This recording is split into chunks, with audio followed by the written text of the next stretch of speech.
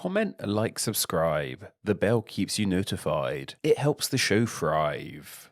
Names are pretty strange things. They are a human-made concept, which means that names aren't bound to the laws of nature or physics or anything like that. Though despite that, we've still decided to create rules and laws about these names. These rules include having a correct way to spell and write these names. People tend to get annoyed if you say or spell names wrong. Trust me. Though perhaps one of the strangest things about the rules we have given names is the fact that we've decided that many names should be linked to just one half of the population or another. Many names are linked to a specific gender or sex. For example, names like David, John, or Alan are deeply linked with males, while names like Sophie, Claire, or Jennifer are deeply linked with females. Also, just a quick side note on the terms I'm going to be using in this video. When I say male/female people in this video, and sometimes I might just say men and women at points too, what I mean are people who identify as those genders, regardless of their biological sex, as it seems names are more linked to a person's gender as opposed to their biological sex. Though of course things can get a lot more fluid with transgender people. The relationship between transgender people and names is fascinating and will be a video unto itself someday. Side note aside, however, by and large, in the year this video is being published, 2022, if you were to name a woman Brian or a man Annabelle, then most people would raise an eyebrow. Though, while we might have applied all these rules to names, the funnest thing about these rules is that they can be broken and changed. People start spelling names differently and pronouncing them differently too. And as well as breaking those rules, many people like to break the rule about names being locked away to a specific gender. Nothing in the land of names is set in stone, it seems. And names have a long history of changing the gender they are linked with and becoming gender neutral too. Though it seems that by and large throughout history, it is more often male names becoming female names / gender neutral names. There really don't seem to be too many names that were initially female that have become male. Though let me know if there's any obvious ones I'm not thinking about down below. And one other side note, if you hadn't guessed already, this video is based around names and gender in the English speaking world. Please let me know down below what kind of relationship names and genders have in your language. Anyway, why is it the case of male names becoming female? Well, it seems we can thank Christianity for this fact. Names crossing between genders can be dated back to 16th century England. Around this time in history, one of the key ways in which parents named their children was by using the names of saints found within the Bible. The majority of these saints, however, were men, so there were way more male saint names to use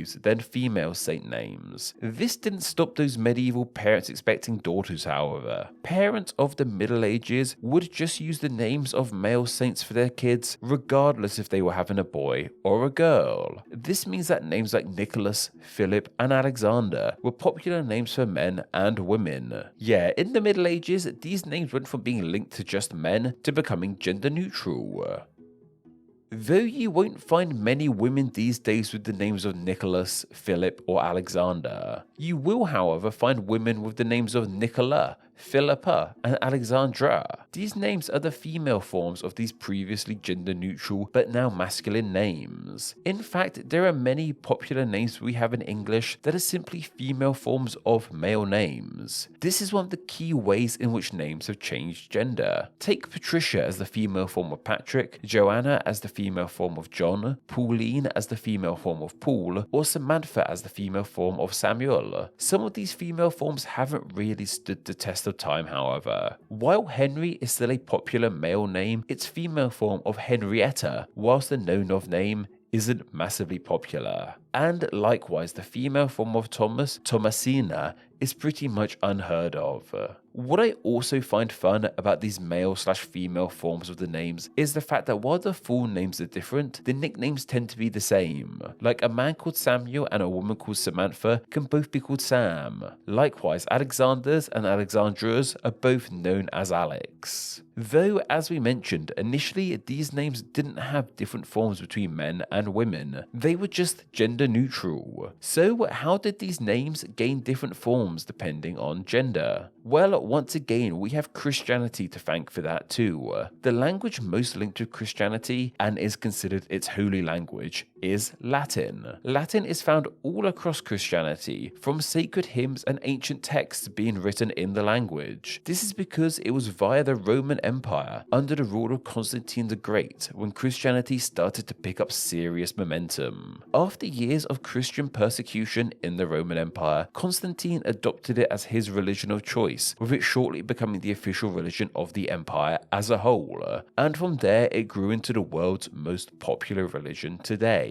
As well as being the language of Christianity, Latin is also a gendered language. Gender in language doesn't always relate to the gender of people or things it is talking about. Gender in language more often than not relates to the words rather than the individuals. In Latin, for example, the words for eye, oculus and oculi, are masculine, despite the fact that men and women both have eyes. However, in Latin, first names change gender if they are being applied to men or women. Ancient Latin did not have gender-neutral first names. This meant that names had to be given feminine forms in Latin when they got applied to women. This created something of a dilemma for the Christian church. During the 16th century, there were all these men and women walking around with the names of male saints like Thomas and Paul. But because the church used Latin as its de facto language, it meant they were unable to record the names of these women in things like birth and marriage certificates as Thomas or Paul, because the structure and gender of Latin wouldn't allow that. Despite the fact these were names being used for women, they were still fundamentally male names, and the rules of Latin dictated that women's names can't be written in a masculine form.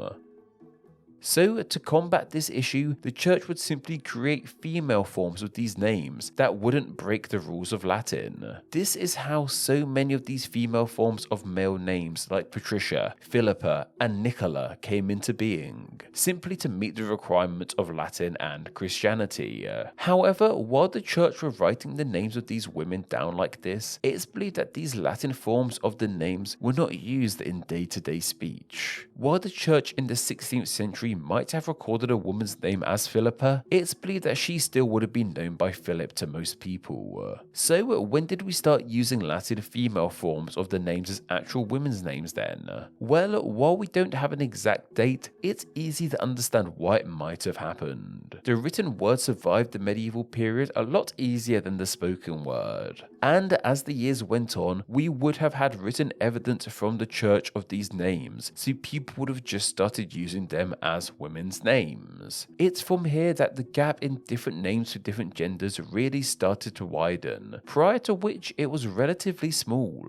A lot of time has passed, however, since the 16th century, and since this period, the gap between gendered names has become somewhat closer again, with more and more names crossing from being male to female, and a lot have also become gender neutral too. Names like Sydney and Morgan have become linked with both men and women.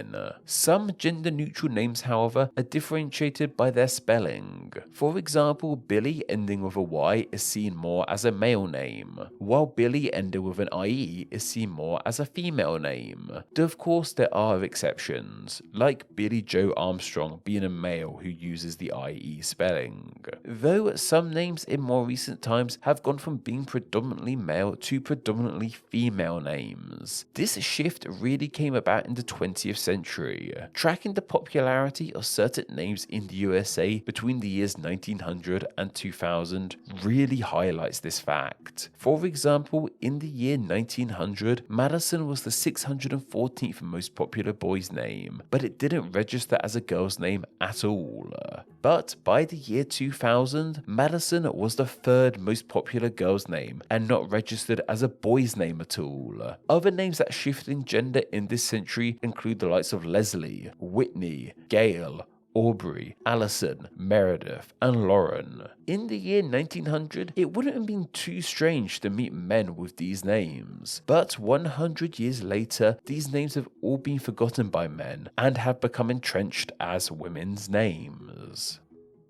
The gender shift in these names during this century happened for a variety of reasons. One main reason being due to celebrities with these names. Lauren was a pretty rare man's name, but in 1944, the actress Lauren Bacall popularized the name for women. It has taken just a couple of generations for these names to completely change gender. That's not to say that these aforementioned names are exclusively female now, however. You'll still hear of men with these names, like Gale in Breaking Bad, or the great comedy actor Leslie Nielsen, who passed away just over 10 years ago. Though, as mentioned, these rules are constantly changing, and to this day, more traditionally male names are becoming female. All of those previous examples came from the 20th century, but in 2017, the names of Ezra, Lincoln, and Austin were all given to hundreds of girls in the USA. These are traditionally male names, but the tide is changing on them, it seems. Male names becoming female is no new thing. From men and women using the same names in honor of saints, to the church creating female forms with these names, to us humans in more recent years using male names for women once again, with some becoming gender neutral, while others being dropped by men more or less entirely. And this shift keeps on happening to this very day. Who knows what male names will become popular female names in the future? Maybe in years' time, we will break down this concept of names being linked to certain genders entirely. We will have little girls named Dave and little boys named Janet, and no one will bat an eyelid. This video topic was suggested by Rory Litwin over on my Patreon. Every Wednesday, I put up a video request post over on my Patreon for my awesome patrons to leave video ideas on. I then pick one of those ideas to be turned into a video the following Wednesday. So if you have a great idea for a Name Explain video and wish to enjoy Name Explain videos ad-free as well as get exclusive content, then why not support the channel on Patreon? It takes just $1 a month to help the channel in a huge way and gets you all of these amazing benefits. Visit patreon.com/nameexplain or click the link down below. Name Explain depends on viewers like yourself supporting the channel financially on Patreon, so a huge thank you to everyone who does. Donating just $1 a month helps the channel amazingly and gets you bonuses including ad-free videos, exclusive content, and the power to request ideas to be made into actual Name Explain videos. $2 a month gets you all that, plus your name here with all these awesome people. Visit patreon.com/nameexplain or click the link down below to find out how you too can support the channel. Thank you.